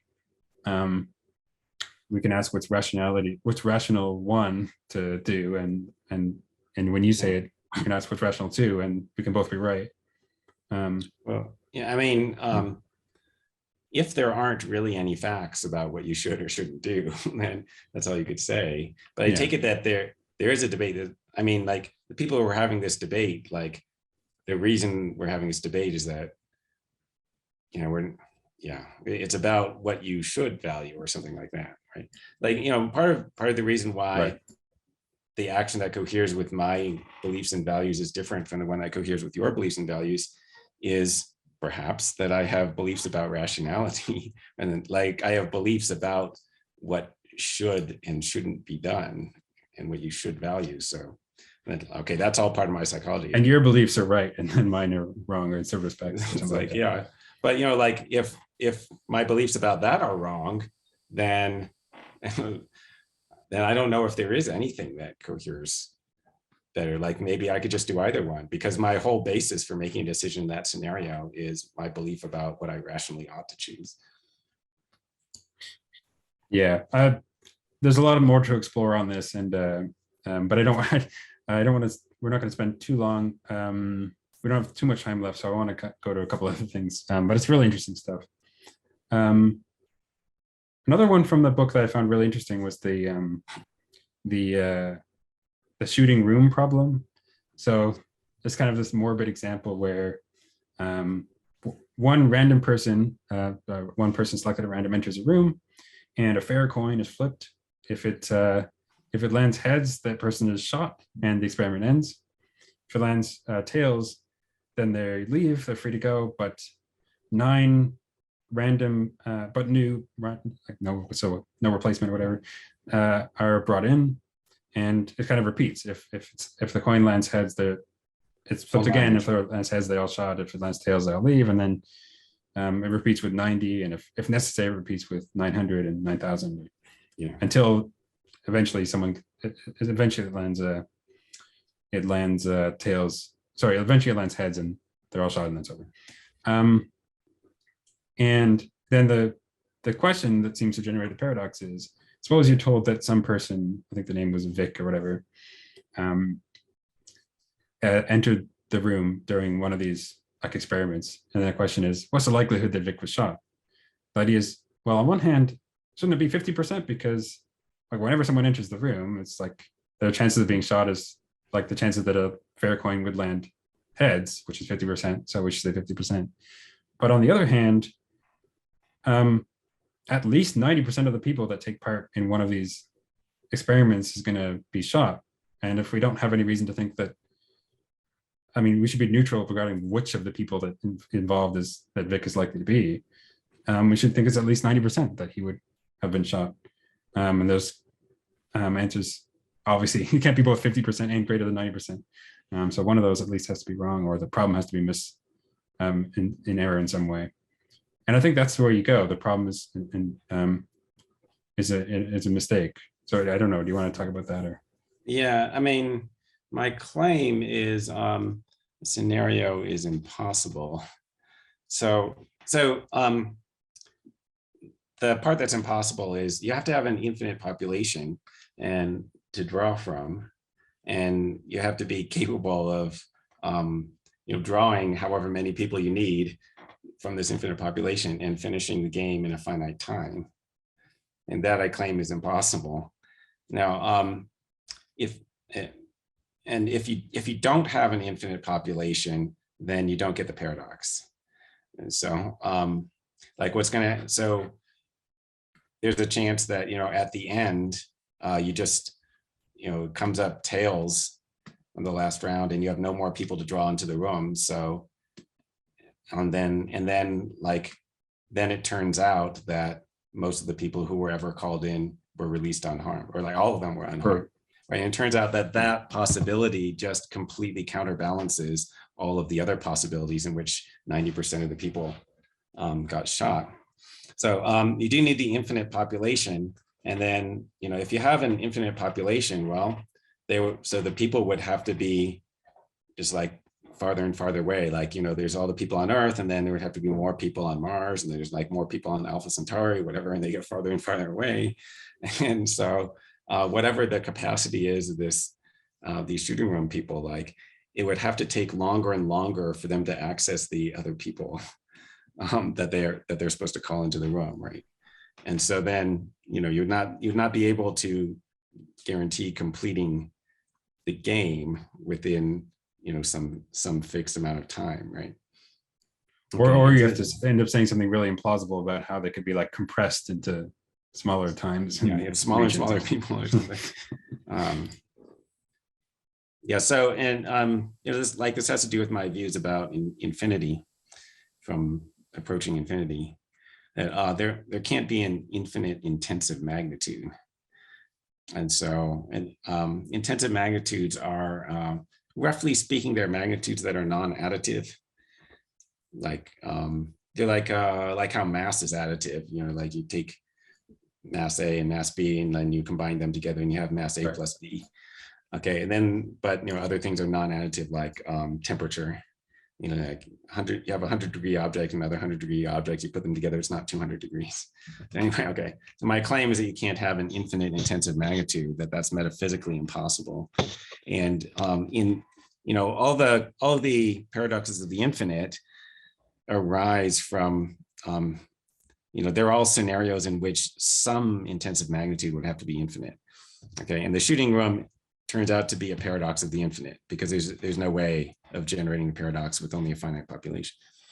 And so yeah, there's like some kind of infinite capacity that you'd have to have. Like you'd have to have infinite energy or something. You'd have to have a spaceship with no limit on how fast it can go, right? Which would mean that it would have to have an infinite energy storage or something like that. Yeah, that's very interesting. I did have so in the finite case where you say, okay, there's some population and whatever from which this could be drawn, and if you exhaust that, it just kind of ends, and the remaining people are free to go. And so there's like some other number of maximum flips that you could do, but in the way you approach it, you're kind of stipulating that if on the last flip, before you exhaust the population, it then lands, it again lands tails, then you don't kill any of those people. But I mean, what if you do? Or what if you do something Yeah. else? Like that's sort of a requirement for you to get the 50% out. But Yeah, like, yeah. what if at Right, the end yeah, you so kill all that, those people? yeah, so then the correct probability is over 90%, right? But now you don't have the argument that it should be 50%, right? Because you're like, right, because the argument for it being 50% was, well, you know, if it comes up heads, they get shot. If it comes up tails, they don't. Okay, and then you're like, so what's going to happen is when you learn that Vic was called into the room, that confirms that there were more rounds of the game, right? Because like he's more Right. likely to be called in if it went all the way. Right. All right, that makes sense. So, okay, what about this version where we have this additional information, which is that this like experiment terminated. We're told that in the past, this experiment occurred and it finished. We don't know how long it took, but it took some finite amount of time and so on. And so you can infer from that some finite amount of people were involved. Or will be, so in a way that it is kind of ruling out the, I don't know, conceptual possibility that it just goes on forever. It never comes up heads or something like that. So we're kind of removing that from the probability space. Yeah. So let's say the setup was that if you ran out of people, then everyone would get away without being shot. But you're also told that they didn't run out of people. So, but then that just entails that they shot some people.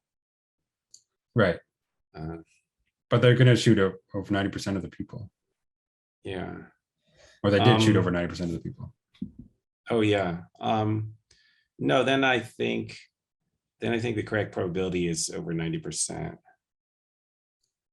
But then don't we get the paradox again? Because each time the person was facing it, like it was 50% that the coin went heads. Well, I mean, there's still this point that by learning that Vic was called into the room, you confirm that it went for a large number of rounds, right? Well, wait. If I forget the exact setup, is it that Vic is like a random person in the population, or are they specifically selecting a person that took part in the experiment? Because if the latter, then it, yeah. So yeah, I don't know. Like there was some person, Vic, who can be identified independent of knowing that they were in the experiment, and then you're told that they were called into the room, and then what's the probability that they were shot? So they're more likely to have been in the last round. So like when you learn that he was called in, that confirms that he was in the last round because, you know, like whatever, most of the people were in the last round. Yeah, but then you're going to get the over 90%, right? Oh, but I mean, like, you know that the last round, it came up heads, right? Because when you're told that they didn't run out of people, then that is equivalent to telling you that the last round everyone got shot. Yeah. So you're going to say this is more information that makes a difference, but it was still true that whenever the person was brought in, regardless of which round they were brought in, like, yeah. So I guess, but it's not true, because if they were brought in the last round, it's not 50%. Is what you're saying. Yeah, like at the beginning of the last round, there was a 50% objective chance that it would come up heads, but now you know that you're told the outcome of the last round. Or it came up heads in the last round, I guess. Yeah, that's interesting. That might be right. I guess I was also thinking about, like, suppose if we were to like simulate this a billion times, right? What you could do if you want, like, in a computer program, whatever, you could write a program to do it. Well, you know, the program is going to terminate with like measure 1, and you know, if you looked at those and you looked at all the quote unquote people that took part in or were called into the room across, on average, it's going to be 90% of the people that took part were killed or were shot. But like, shouldn't that be a guide to what you think the probability is? I mean, so like, your computer can't have infinite capacity either. So there has to be, you have to answer what happens if the computer runs out of memory or something, or like right? Like it can't represent this number of people in the room. Then do they all get away or do they all get shot? Yeah. Yeah, and, Yeah, and that's tricky. just going to parallel the results for the real life version. Yeah, that might be right. That's interesting. That might be right. I mean, I know some people have brought up in print the problem that, and maybe this is like a related problem, which is that the expected number of people, the number of people expected to take part in this experiment diverges, like it's infinite, right? Because it's going to be, you can just kind of do this sum. It's like going to be like, yeah, probabilities are decreasing by half every time, but the number of people is multiplying. It's increasing by more than half, right? Yeah, and so you know, half to the power of n times 9 times 10 to the n minus 1, sum from 1 to infinity that diverges, and that maybe that's part of the source of the problem. You can't. It's kind of difficult to assess the probabilities when the expected number of people diverges in that way. Maybe there's no unique way to assess the probabilities. I don't know. Yeah. There's but yeah, I guess what if someone were to say, and here maybe you would just give your arguments maybe for on the infinity stuff. And what if someone were to say, oh yeah, but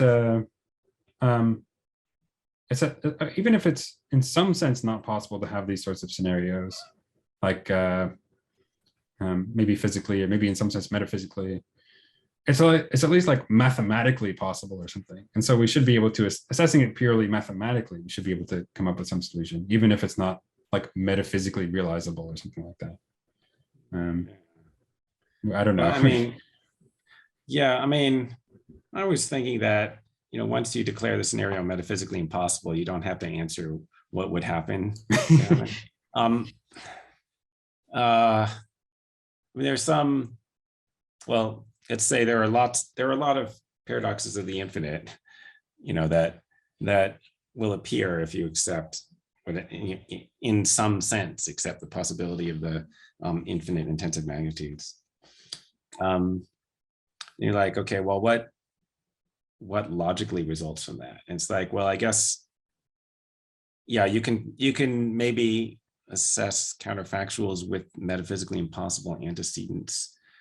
So what is the correct assessment? Maybe the correct assessment is that the probability would be both 90% and 50%.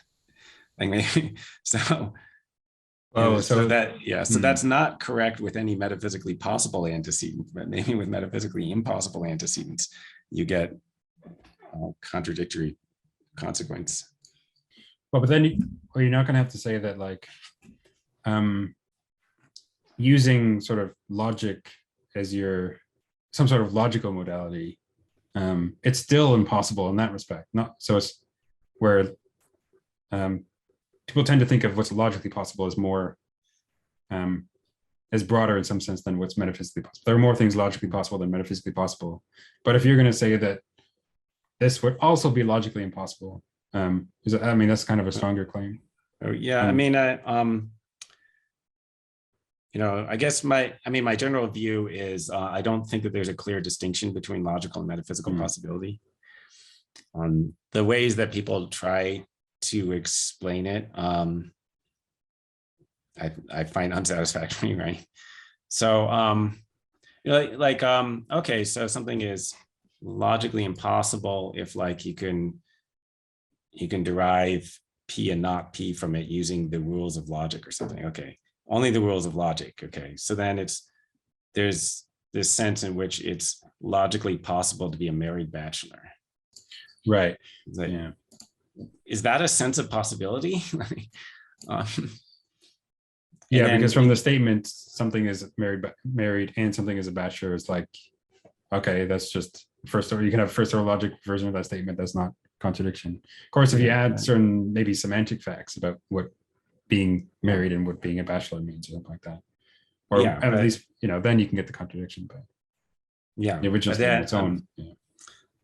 But then, you know, like in that sense, if you accepted that as a sense of possibility, then, oh, maybe it's also logically possible to have a probability be 0.5 and also at least 0.9. So Yeah, that's not a formal contradiction either. that's true. So Although like, what if we were to build the sort of modality or possibility we were concerning had the like principles of logic, but also like certain mathematical axioms, at least the Kolmogorov probability, whatever, stuff like that would rule out that something could be probability 0.9 and 0.5 in the same respect.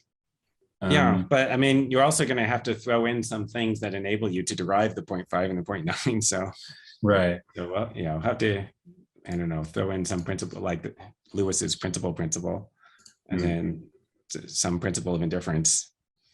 And like, okay, well, yeah, and so those things aren't technically logically necessary, I guess. Maybe they're metaphysically necessary. Well, the question is there going to be enough stuff that we could throw in to generate those two different answers, but that you wouldn't be able to show some like metaphysical absurdity or something like that? Or is there not? Is it going to be like, well, I mean, the principles of probability, like the principle of indifference, there's some version of that involved in saying, because more than 90% of the people were shot, you should think this person is more than 90% likely to be shot. So that's not logically necessary on anyone's view, right? So right. It might be metaphysically necessary. But that might be the same as the status of the principle that you can't have an infinite intensive magnitude. Yeah. But then, like, I guess my thought is if we add those facts in, but not the sort of facts you would need to add into, that would rule out these infinite intensive magnitudes or whatever, are you still going to be able to derive some absurdity? Or are you still going to get the paradox that you can't resolve in a way by saying, oh, but there's these other facts that are like not possible in some respect? I don't know. Yeah. So I did want to move on to one of your papers called actually I forget the exact title, is about something existence is evidence of immortality or something like that. Yes, right. And there I take it the basic argument is that if we exist only for some finite time, like a century, for example, the likelihood that we would exist at this century is like zero, or measure zero, depending on how you want to put it. However, if the right account of persons or personal identity is that actually at the outset there's the assumption that there's I forgot to mention the assumption that the universe could be past and future eternal, or at least infinite in temporal extent. Although you can maybe get something similar even if it's large but finite in temporal extent.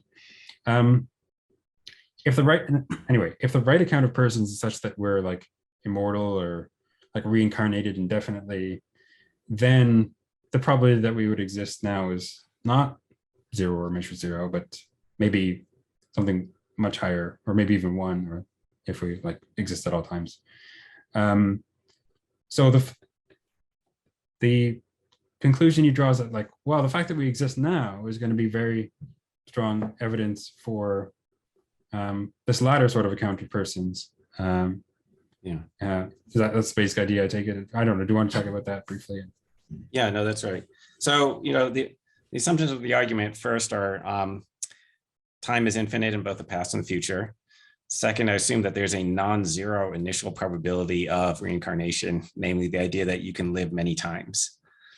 And there's a non-zero probability if people can be reincarnated that you would be alive now in particular. Okay, and then I argue that the probability that you'd be alive specifically now if people can't be reincarnated is zero. Right? And the rough reason for that is, because the past is infinite, you should have been born previously in some previous century, which would have prevented you from being alive now. Right? And so either you're being born for the first time is a probability zero event, or it's a non-zero probability event. If it's a non-zero probability event, it should have happened earlier. And if it's a zero probability event, it shouldn't happen ever. Right. And so, so you shouldn't be here now if you could only live once. And so then just like applying Bayes' theorem, you just get probability 1 that people can be reincarnated. Yeah, that's a very interesting argument. I guess my like initial reaction to it was like, well, it seems to make an assumption of how we're thinking about like you or me or like persons. It's like I don't think of there being this like Michael Huemer essence, for example, and where it's like an open question in what century that essence is instantiated or something like that. Because what we're calling Michael Huemer, like what that name applies to,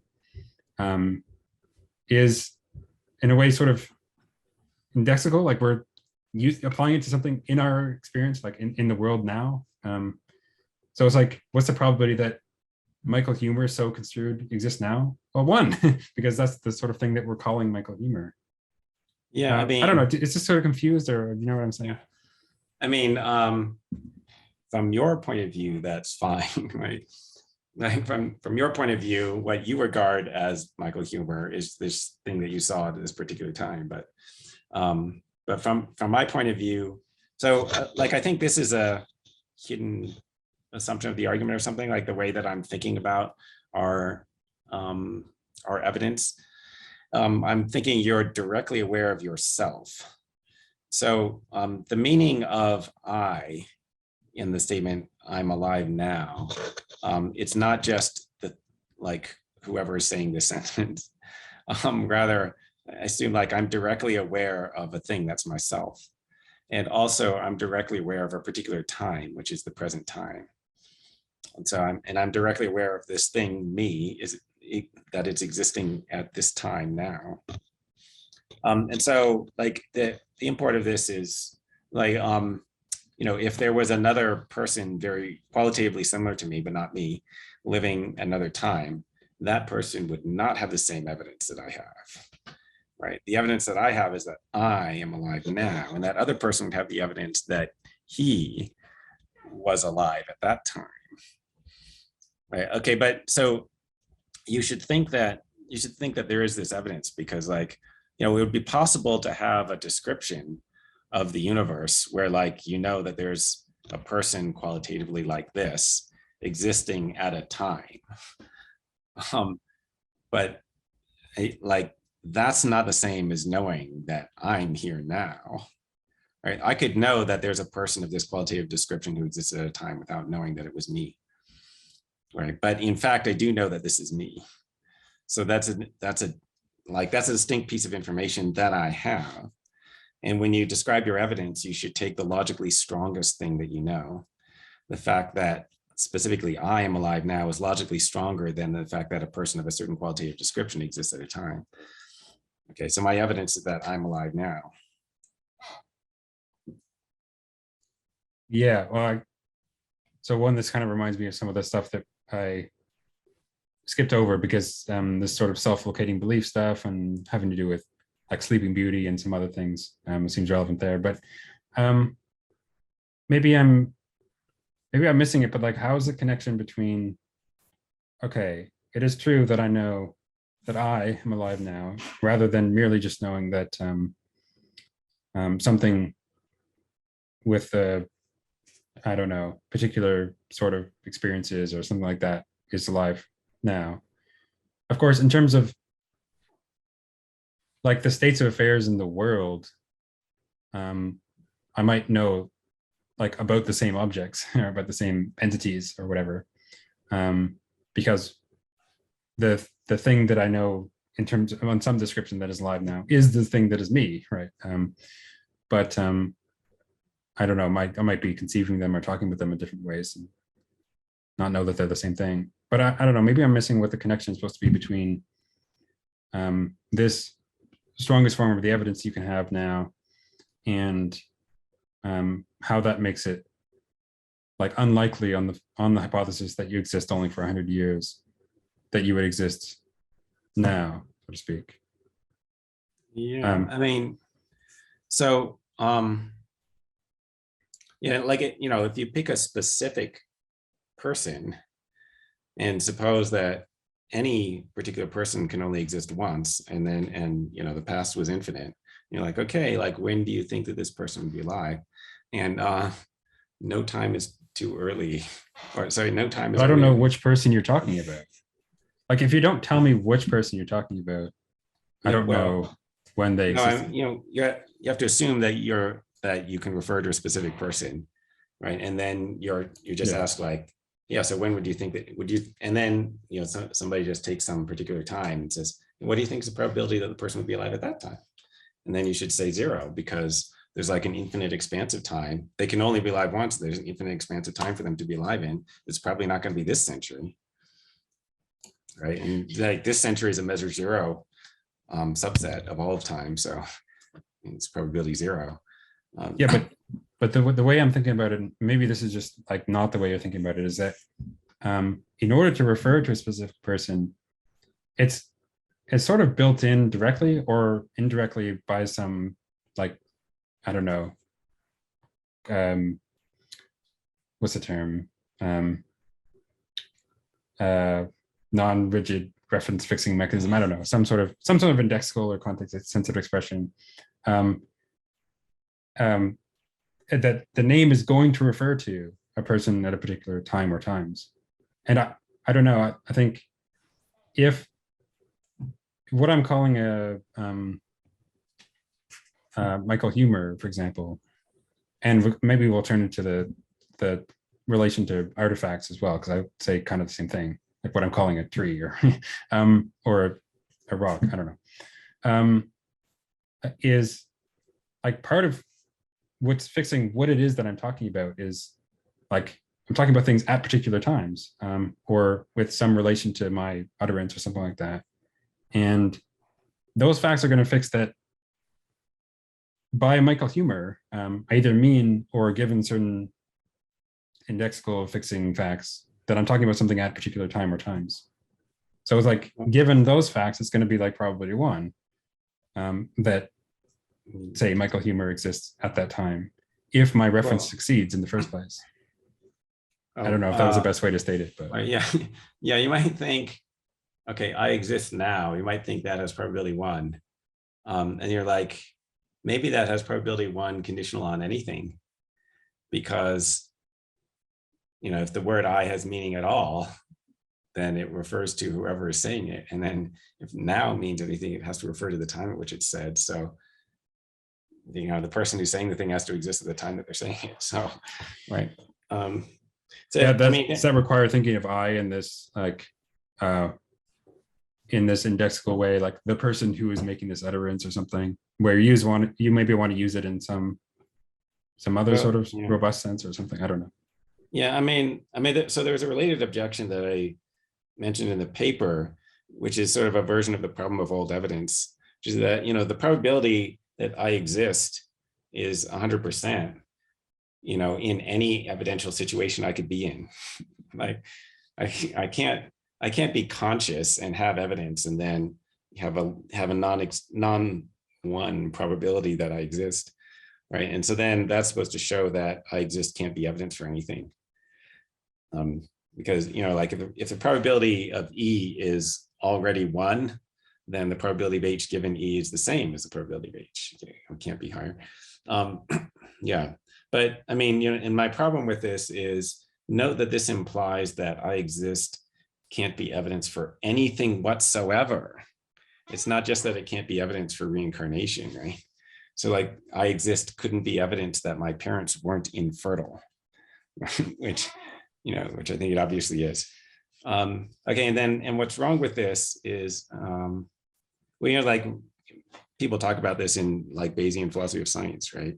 Like how evidence that you already knew before you thought of the theory could be evidence for the theory, right? And like one way of treating this is, well, you're supposed to imagine a counterfactual set of evidence, imagine a set of evidence that doesn't include that thing, and then see, ask whether probability of H goes up when you add that to it. So, and it doesn't have to be a set of evidence that ever actually was your set of evidence, or even could have been, right? So like in this case, you could say, well, imagine a set of evidence that just doesn't include that I exist. And then you add I exist into it, and then does the probability of reincarnation go up? right? And so Yeah. so you do that even though that couldn't have been my evidential situation, right? And you do that to just assess the evidential relevance. So even though I exist is not automatically part of my evidence, you can still ask the question of like, what role it plays and how it's related to the hypothesis of reincarnation. Yeah, that's very good. I guess I would accept that. I would like your criticism of treating your existence as something in probability one. I agree, that's wrong. Even if because it depends on what we're kind of including as background. So but it might still depend on how we're construing I. So whatever.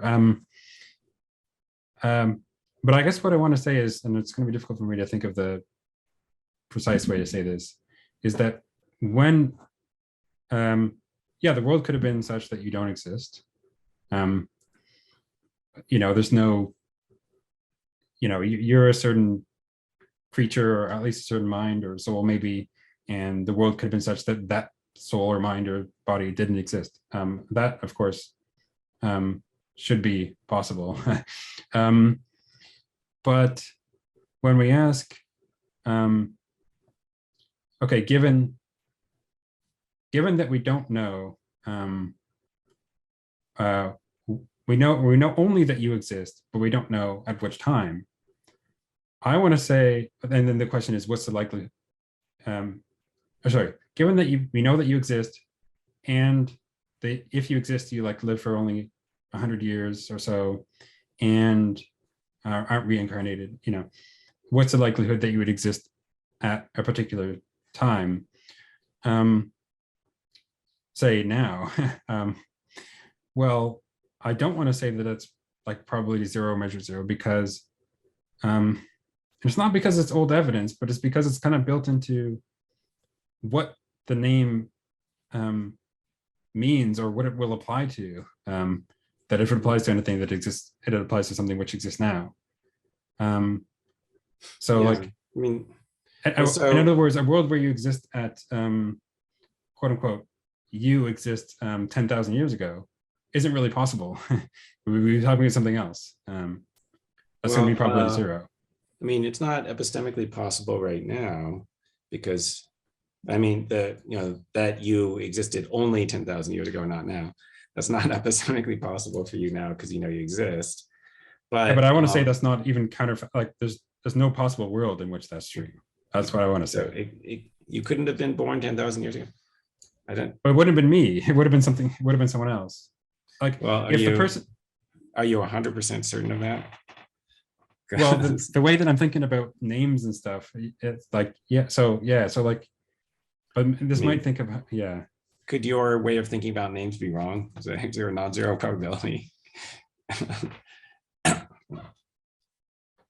I know you're going to say, well, then there's a non-zero probability that then you can do the whole rest of the reasoning. I don't know how to think about that exactly, but I don't know. I guess. So like, okay, well, is there a coherent account that makes sense of reincarnation? Cartesian dualism, right? Like, there's the obvious. This is not the only account, but anyway, the most obvious is, maybe there were souls. When you're not 100% certain that that's not true, right? And so maybe whenever your soul goes into a body, then that thing is you. And, well, it's tough, because, and this is, I don't know if we wanted to get into this, because it's obviously, this is like one of the oldest problems in philosophy, which is, how do we think about personal identity? And I kind of tend towards, I don't know if you want to call it a sort of deflationary view, because it's a matter of somewhat convention, whether I'll give an example just to maybe illustrate how I would approach some of these things. Like, consider the teletransporter case, where like a person is, their matter is recombined somewhere else, or even if it's new matter, whatever. And the question is, is it the same person, or is it a new person? To me, it's like, our notion of that person or personal identity may be too vague to like decide a case like that. So we just say, either there's no fact of the matter, or our statements are or we could, if we want, make some further stipulation of whether that sort of case would count. But what I'm going to say is that there's not some objective, fact about quote unquote personal identity that would decide those cases, and many others, right? So it's as a counterpoint, there is an objective fact. I know what I'm saying is like quite unpopular and radical, but I mean, like one way of bringing this out is that like it seems, making normative judgments, like it seems like it matters whether the teletransporter is a suicide followed by cloning machine or just a transport machine. When you get into the transporter, is that the end of your life? And so it seems like that matters normatively, and it seems like it wouldn't matter if it's just a matter of convention. I mean, it might matter normatively, depending on how we're thinking about, well, the normative facts and so on. So maybe if there's, I don't know if we really want to get into you're like like what if you're about to get into the transporter and then like somebody says, hey, like we've done this study of the linguistic convention, it turns out that most people are not going to call the thing that gets out you. You're like, oh my god, this is terrible. Quick, we better get people to change the way they talk. And so like you have this really super strong reason to make people change the way they talk so that they're going to start calling that thing you. Or alternatively, you might think that we're already committed to a certain way that we're talking, but also we're committed to, I don't know, for example, suicide being immoral or something like that. They're going to say, oh, you shouldn't go in there because, given the way we're construing persons and the moral facts, you shouldn't, that would be suicide, and suicide's immoral or something like that.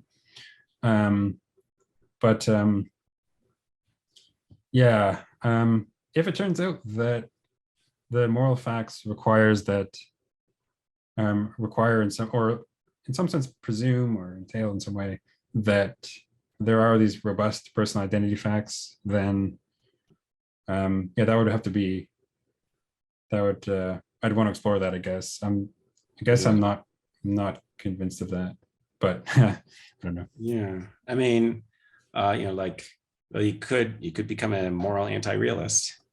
And that's another conversation we have to have. But I mean, that's part of why I use the prudential reasons, because fewer people are anti-realist about that. And fair enough. Yeah, I did. So we're coming up on 2 hours, so I'm gonna maybe I'll ask one quick question about the moral realism, and then like a closing one, and then we can end out if that's good with you. Yeah. So I know you're sort of you're a big proponent of moral realism, of course, and of also phenomenal conservatism. And I recently talked with some people who, so a few weeks ago I talked with Lance Bush. I don't know if you know who that is, but he's sort of anti-realist, although it's kind of complicated. And one sort of complaint that he's had with people who say, well, I'm a moral realist, and part of the why I'm a moral realist is because it's just obvious to me. It's like, I have a very strong seeming, blah, blah, blah, phenomenal conservatism, I'm justifying that and so on. So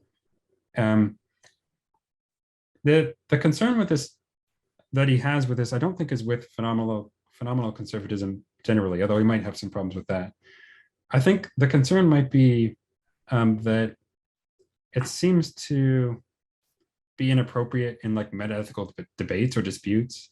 It's like, if one side can always just say, oh, I have this really strong seeming, if I in fact have it, and that sort of puts the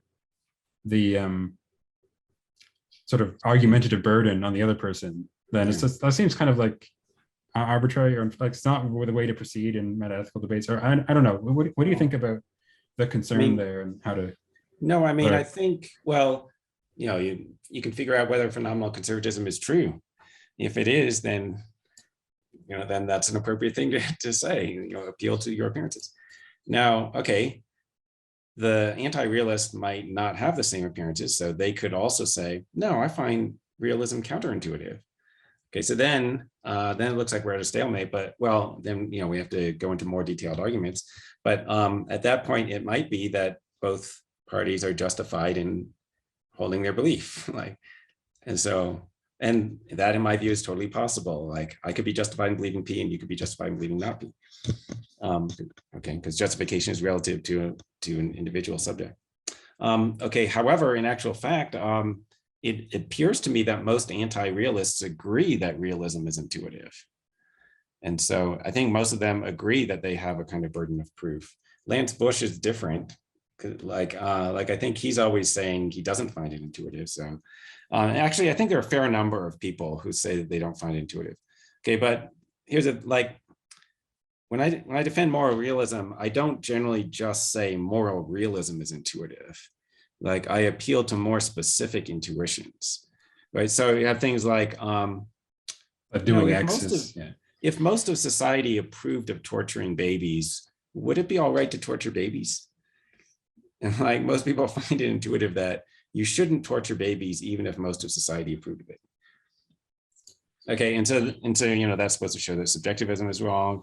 And then like, hey, is it false that torturing babies is wrong? Like, no, it doesn't seem false. So that's supposed to refute error theory, right? And then so like the particular versions of anti-realism are incompatible with some specific intuitions that are pretty widely shared and pretty firm. Yeah, well, so like, he's going to say, for example, I think I would say something similar, like on my like stance or whatever, or the things that I prefer or care about, however you want to construe it, I would prefer not. The sort of norms that I would be committed to would be such that torturing babies is quote unquote wrong, or at least it violates the sort of things that I'm against the norms. Yeah. Yeah, but it violates. It's sort of with respect to my stance, if you want to talk about it that way, it's quote unquote immoral. But on his view, it doesn't even make sense to talk about what like you should or shouldn't do, irrespective of some stance or goal, or even hypothetical stance or goal. It's like it will say things like, it's like asking, intrinsic to this thing, is it like north facing or not? It's like, well, no, that's whether it's north facing or not, it depends on certain facts of how it's oriented in the world, and whether something counts as moral or not depends on, well, one way we might think of what the moral facts are depends on the standard that's given. No, respect. I mean, like, I mean, I know of this view, but I mean, like you should be able to test it by, just like taking statements that view implies should be good statements, and then seeing how they sound, right? And like some of them sound wrong, right? So if it's an individual version of subjectivism, then like, compare. So if I approved of torturing babies, then it would be okay for me to torture babies. And so that seems false, right? And so, well, on your standard, it would be okay. On mine, it probably wouldn't. It wouldn't. But it's not. No, but it doesn't sound true. Like, it doesn't sound true to me. I'm not an egomaniac. I don't think that me approving of torturing babies would make it all right. But that's insane. But it's not that it wouldn't, but it would. I guess they would agree that it doesn't make it like objectively right or something.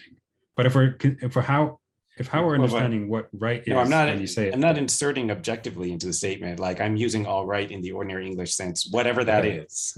Right. And then we just found out that that the ordinary English sense of all right is not a subjectivist notion. Well, but there's okay, if the ordinary English sense of all right is a sort of objectivist notion, and this is another question about what the ordinary English sense is and whether there even is one, because that's kind of dubious, but whatever. If it turns out that that's an objectivist one, then if when I say that relative to his stance or standard or whatever, it's right, then I'm using right in this way that's not this normal English usage. And it could be true, right, that it's right in that respect for him to torture, on his standard that he tortures babies like that, but wrong or potentially false or whatever. We could give some other answer with respect to that question using the normal English usage of the term right, if you know what I'm saying. Yeah. I mean, like, I take it that the standard debate is, to be formulated using the ordinary English sense of these normative terms. And if somebody comes along and just says, well, I can make up a new sense of the terms for which subjectivism is true, that's trivial. Of course you could do that. Right. And so, like, the idea is, all right, if there is this ordinary English sense of the use word good or should or something, and that sense is something objectivist, then okay, I think the anti-realist is going to be committed to saying that those statements are false, or maybe non-cognitive. I don't know. They might give some other account. And you're going to say, well, but that sounds wrong to use the ordinary English sense of the word to use that to make that statement. But if for like Lance, for example, he's going to say, I think, well, if the ordinary English sense of the word should means or entails some facts about what someone stance independently has reason to do or something, like, he doesn't even find that coherent. So it's like, that doesn't sound, it doesn't sound strange to say that that's false, because it's like ridiculous. So like, at that, well, at that stage, it's like, I don't know. Yeah, I know some people have that reaction, but then, like, I need a really good argument that it's incoherent. And it seems like those people just have an intuition that there can't be such a thing. And like, I need to hear more than that. It sounds fine to me. Stance independent reasons sound fine to me.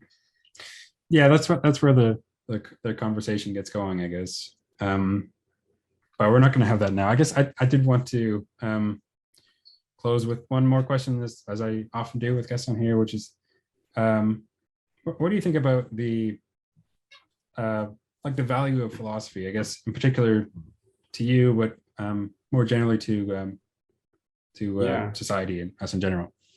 Well, I mean, like, I'll tell you what I tell students in my introduction to philosophy class on the first day, that I think the natural way of thinking of human beings is extremely confused.